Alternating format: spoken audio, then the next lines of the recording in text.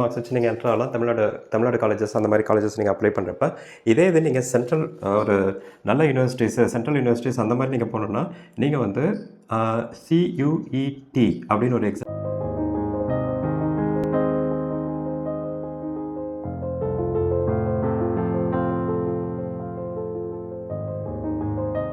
Hello friends, doctor SS Rajcholaiyan, career consultant. போன வீடியோவில் நம்ம சயின்ஸ் ஸ்ட்ரீம், காமர்ஸ் ஸ்ட்ரீம் இது எடுத்துருக்கிற ஸ்டூடெண்ட்ஸ்லாம் என்னென்ன கோர்சஸ் எடுத்து படிக்கலாம், ஃபர்தராக என்னென்ன கரியர் ஆப்ஷன்ஸ் இருக்குன்றதை போன வீடியோஸில் நம்ம பார்த்தோம். இந்த வீடியோவில் நம்ம ஆர்ட் ஸ்ட்ரீம் எடுத்துருக்கிற ஸ்டூடெண்ட்ஸ் வந்து என்னென்ன கோர்சஸ்லாம் எடுத்து படிக்கலாம், அவங்களுக்கு என்னென்ன கரியர் ஆப்ஷன்ஸ்லாம் இருக்குன்றதை நம்ம இந்த வீடியோவில் நம்ம பார்ப்போம். இந்த வீடியோவோட எண்டில் உங்களுக்கு வந்து ஆர்ட் ஸ்ட்ரீம் எடுத்துருக்க ஸ்டூடெண்ட்ஸ் வந்து என்னென்ன கரியர், அதாவது என்னென்ன ஜாப்ஸ் வந்து போகலான்ற மாதிரி நான் சொல்லுவேன் நான். ஸோ அதனால் இந்த வீடியோ வந்து நீங்கள் ஸ்கிப் பண்ணாமல் ஃபுல்லாக பாருங்கள். சேனலை இன்னும் சப்ஸ்கிரைப் பண்ணாதவங்க சப்ஸ்கிரைப் பண்ணிக்கோங்க. வாங்க வீடியோக்குள்ளே போகலாம். ஆர்ட் ஸ்ட்ரீம் நம்ம ஏற்கனவே டிஸ்கஸ் பண்ணியிருக்கிற மாதிரி ஆர்ட் ஸ்ட்ரீம் வந்து பார்த்திங்கன்னா ரெண்டு பேப்பர் வந்து காமன் கோர் பேப்பராக இருக்கும். அதாவது லாங்குவேஜ் 1 ஒன்று இருக்கும், லாங்குவேஜ் 2 ஒன்று இருக்கும். லாங்குவேஜ் 1 வந்து இங்கிலீஷாக இருக்கும், லாங்குவேஜ் 2 வந்து தமிழாக இருக்கும். Especially in case of Tamil Nadu state போர்டில். இதே இது CBSEனா உங்களுக்கு லாங்குவேஜ் 1 வந்து தமிழ் போட்டுக்கிட்டு லாங்குவேஜ் 2 வந்து நீங்கள் வேறு லாங்குவேஜஸ் கூட நீங்கள் எடுத்துக்கலாம். அப்படி இல்லை இங்கிலீஷ் அது வந்து ஆப்ஷனாக கூட வச்சுருக்காங்க அவங்க.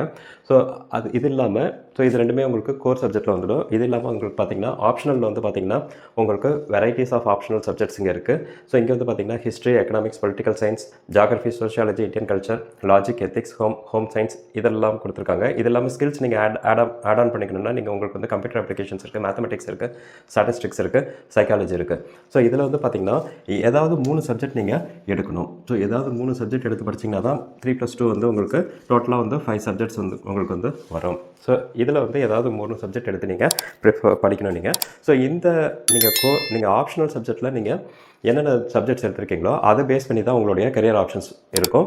ஸோ ஆர்ட் ஸ்ட்ரீம் எடுத்துருக்கிற ஸ்டூடெண்ட்ஸு என்னென்ன கோர்சஸ்லாம் எடுத்து படிக்கலான்றதை நம்ம இப்போ பார்க்கலாம்.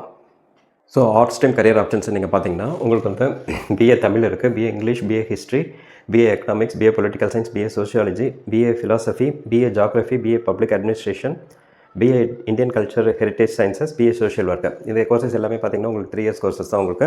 அதுக்கடுத்தது பார்த்திங்கன்னா உங்களுக்கு லா கோர்சஸ் நீங்கள் இதுலேயும் படிக்கலாம். So BA LLB, BCom LLB, BBA LLB.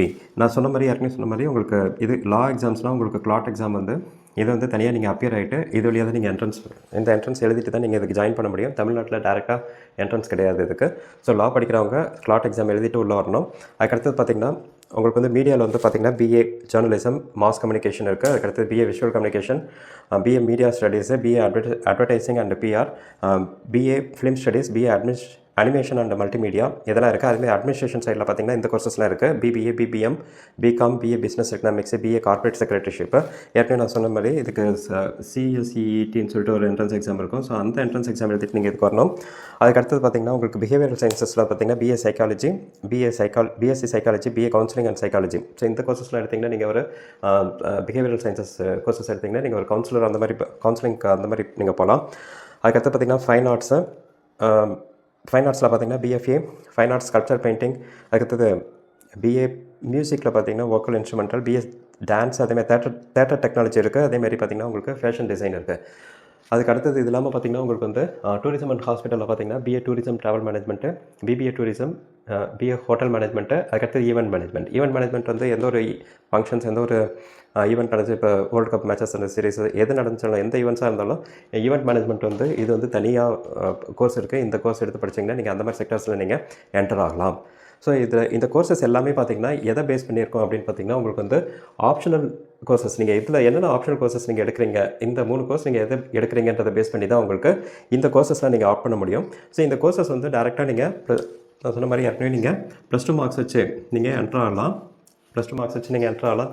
Tamil Nadu colleges அந்த மாதிரி காலேஜஸ் நீங்கள் அப்ளை பண்ணுறப்ப, இதே இது நீங்கள் சென்ட்ரல் ஒரு நல்ல யூனிவர்சிட்டிஸு சென்ட்ரல் யூனிவர்சிட்டிஸ் அந்த மாதிரி நீங்கள் போனோன்னா நீங்கள் வந்து CUET அப்படின்னு ஒரு எக்ஸாம் இருக்குது. ஸோ இந்த எக்ஸாம் நீங்கள் அப்பியர் ஆனீங்கன்னா நீங்கள் ஒரு நல்ல யூனிவர்சிட்டிஸ் சென்ட்ரல் யூனிவர்சிட்டிஸ்லேருந்து நீங்கள் இந்த கோர்சஸ்லாம் எடுத்து படிக்கிறதுக்கான சான்சஸ் இருக்கும்.